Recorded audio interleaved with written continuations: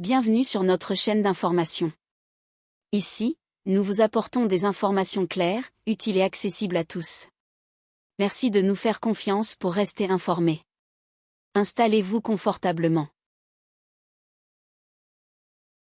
Aujourd'hui, le RHDP vient de démontrer à qui en douterait encore qu'il est le premier parti politique qui a un ancrage territorial très fort. Je pense que lors des élections à mi-mandat municipal et régional passé, on avait vu la progression du RHDP sur la carte de la Côte d'Ivoire qui était pratiquement orangée. Aujourd'hui, ils ont pratiquement tout pris parce que, il faut le dire, dans les 205 circonscriptions et les 255 sièges, vous le disiez tout à l'heure, c'est 197 sièges. C'est cela. Donc, ils ont pratiquement la majorité absolue. De vrai, dans la posture aujourd'hui du RHDP, ils n'ont même pas besoin des indépendants. Les indépendants et le PDCI peuvent se mettre ensemble, ils n'ont pas besoin d'eux. Ils pourraient voter les lois qu'ils veulent, comment ça peut... c'est aussi simple que cela, en fait. C'est la preuve que déjà, il y a eu un travail qui a été abattu en amont. La deuxième chose, la deuxième analyse que je fais de la situation, c'est la situation du PDCI-RDA. Aujourd'hui... Qu'est-ce qui s'est passé pour perdre au moins de 66, on passe à 33? Je pense que le PDCI aujourd'hui est victime de ses propres turpitudes. Dans la mesure où, quand on a passé tout le temps à boycotter l'élection présidentielle, il y a eu tellement de choses qui ont été dites ça et là.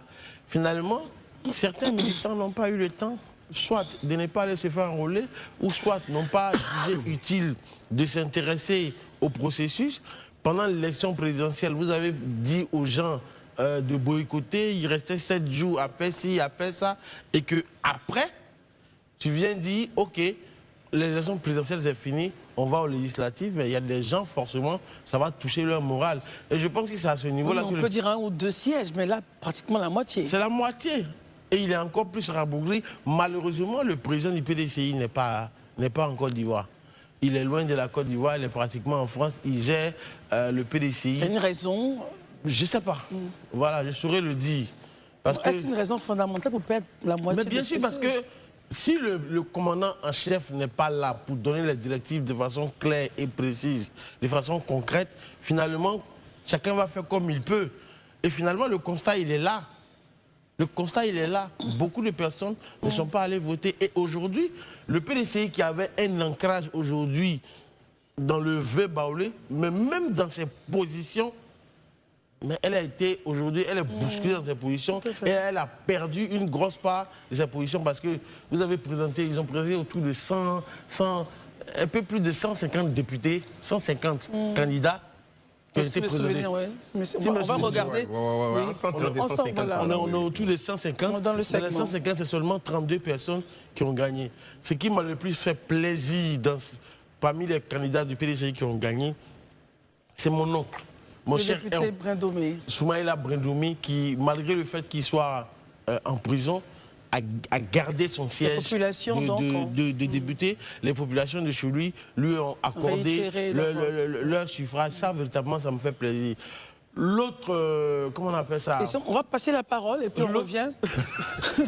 L'autre surprise, là, si je n'en parle pas, ça me fera vraiment bizarre. Rapidement, Daouda. L'autre surprise, pour moi, c'est la victoire, franchement, de Guillaume Bateau, qui m'a véritablement... Ça m'a vraiment fait plaisir de savoir qu'il a gagné, parce que je l'ai eu au téléphone. Il avait la voix cassée. Oh, Dieu, quand je l'ai appelé, force de crier, à force de crier, je l'ai appelé, il dit honorable. Il dit oui, désormais c'est honorable Guillaume Bateau. Franchement, bravo à toi, très cher grand frère. Ça vous a fait plaisir, mais vous critiquiez un peu, hein? Oui, bien sûr, bien sûr. Bon, bien sûr. nous ferons pas le débat. Il sera à l'hémicycle. Alors, Élisée Boloube, regardons avec vous certains points. Déjà, on parlait du PDCI à Boaké. On a le ministre des Transports, le ministre Amadou Koné, qui part avec 98,95% de voix. Patrick Hachi, 82,75% à Zopé. Le Premier ministre, 95% oui, à Songon. Le ministre de la Défense à Abobo, 88%. Est-ce que j'oublie peut-être... regardons un peu ces chiffres. Le ministre de la Communication, 100% à Korogo. Ouais. Pour les 100%, il y a aussi la ministre Maria Toukouni. Marietou, voilà. Il y a le ministre Adama Kamara. Tout à fait, d'autres on parlait tout à l'heure au dîner. Okay. Votre regard au total, puis on regardera les spécificités. Oui, je pense déjà que moi je veux plutôt qu'on se projette. Hein. Je pense que ces élections-là, pour moi, doivent être un élément qui doit peser dans la balance pour la suite de la projection, notamment dans la question de la transmission générationnelle. Parce qu'une chose est de bénéficier d'un décret. Ça veut dire, vous êtes nommé ministre, ça c'est un décret présidentiel. Maintenant, il faut que ce décret, vous le légitimez. Moi, j'estime. Et c'est vraiment les élections. Voilà pourquoi je suis d'accord que des ministres et un certain nombre de personnalités aillent au contact des populations dans le cadre des élections. Ça permet de voir la légitimation. Est-ce que le président, en vous nommant ministre, fait bien de le faire?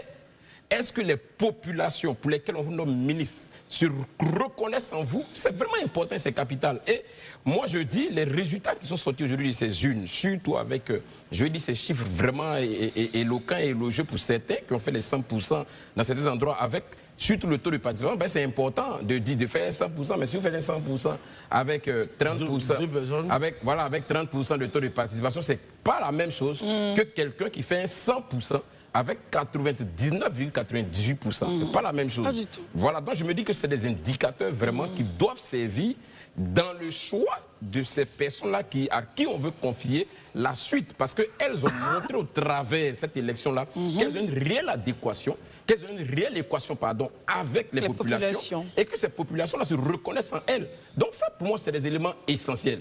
Ça, c'est le premier commentaire que je peux faire. Donc, pour moi, c'est un indicateur vraiment bien placé pour le président pour essayer de regarder éventuellement, concernant bien ceux qu'il veut positionner pour la suite. Pour moi, c'est un indicateur important. Maintenant, focalisons-nous maintenant sur le PDCI. Quelle lecture vous en faites? Les résultats du PDCI? Non, les résultats du PDCI ne sont pas surprenants. Vous savez, pour pouvoir bien analyser les résultats du PDCI, il faut remonter aux événements antécédents. Premièrement, le choix même des candidats au PDCI, ça posait problème. Il y a certaines têtes des figures de proue au sein du PDCI qui n'ont pas été adoubées par le parti. Et en lieu et place de ces personnes-là, on a plutôt préféré des personnes qui ne sont forcément pas connues par la base militante. Je vous prends le cas, par exemple, de Gagnoua avec Guy Kawe. Guy Kawe était mis sur la touche. On a pris en remplacement de Guy Kawe quelqu'un qui serait, parce que je n'ai pas vérifié, mais qui serait président d'une association. Ben, il a quel fait d'âme en termes, je veux dire, électoral. Donc ça, c'est un problème. Et du chaos qui part, donc, déjà, qui gagne en tête. Mais le choix de ces candidats-là pose un problème déjà. Donc ça, c'est déjà... Non, attendez, c'est Dikawe, je me suis trompé peut-être. Je parle plutôt de...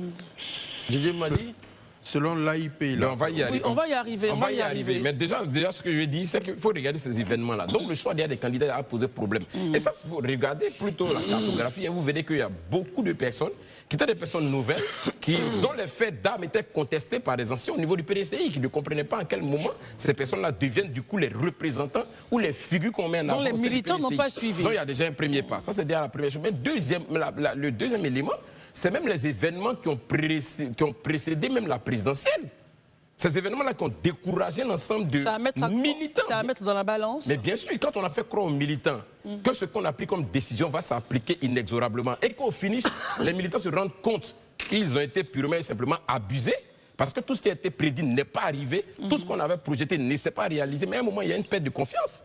Donc ça, c'est des éléments qui rentrent dans la balance et qui font que les militants ne se mobilisent pas. Donc ça, c'est le deuxième élément. Mais troisième élément, il ne faut pas oublier qu'il y a des guéguerres entre vraiment, je dis, un certain nombre de responsables même du parti qui ne partagent pas forcément la même vision. Et comme cela même est de coutume dans la plupart des partis, qui financent des pseudos indépendants pour contrecarrer ou bien pour contrebalancer l'électorat d'un candidat qu'on ne veut pas voir. Ça veut dire, moi par exemple, et Christelle est dans la région de Dabou. Moi, je suis dans la région de Mans, mais moi, là, je veux vraiment combattre Christelle. Parce que je ne veux pas que dans l'appareil, Christelle, au regard des résultats qu'elle peut obtenir, peut être positionnée dans l'appareil. Moi, je finance un candidat indépendant, quelqu'un que j'accompagne, qui lui a... Donc il y a eu ces petites guéguerres-là qui, aujourd'hui, donnent ce chiffre. Et ces éléments, les guéguerres par rapport aux indépendants, c'est commun à tous les partis politiques, y compris le RHDP. Donc, tout cet élément-là réuni a contribué à donner ce résultat qu'on a. Et c'est dommage. Parce que, comme je le dis, le PDCI a sa place au Parlement, tout comme le PPACI. Parce que c'est le Parlement qui est l'expression, c'est le lieu par excellence de l'expression démocratique.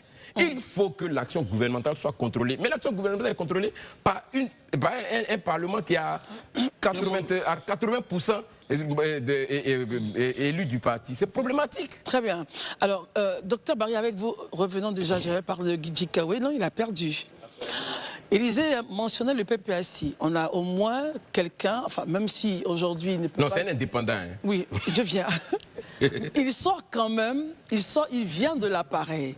Est-ce qu'on va assister justement à le voir aller offrir sa victoire? Je parle au Stéphane qui est prêt à faire à suivre. Docteur Barry, avec vous, vous donnez votre lecture et puis on regardera à Abidjan les points qui sont tombés à Abidjan, les points PDC qui sont tombés à Abidjan. Marc Corrier est tombé. Ensuite, les grands, on a Abi Raoul, donc, monsieur Komwe, je pense qu'à votre tour, vous allez décrypter le point d'Abi Raoul, parce que vous disiez, vous nous aviez rassuré en fait, qu'il n'y avait rien, que rien ne pourrait donc le faire bouger de ses positions. Mais malheureusement, quelque chose a dû se passer. Vous reviendrez là-dessus. Allons-y sur les points forts. Christelle, je commencerai par une citation de De Gaulle et un peu l'appliquer à la situation ivoirienne. De Gaulle disait ceci, il dit la France de son époque, ce n'était pas que la droite, c'était l'ensemble de la droite, de la gauche, des communistes et de tous les autres acteurs politiques et syndicalistes. Donc la Côte d'Ivoire, ce n'est pas que le RHDP. La Côte d'Ivoire, c'est l'ensemble du RHDP, du PDCI, du PPACI et de tous les indépendants, pour ne pas citer tous les mouvements politiques. Donc c'est cette pluralité-là que je veux souligner. Ok, quand je dis ça, revenons aux législatives, qu'est-ce qui s'est passé? Je constate que le RHDP a augmenté son scoring, il est à près de 198 sièges.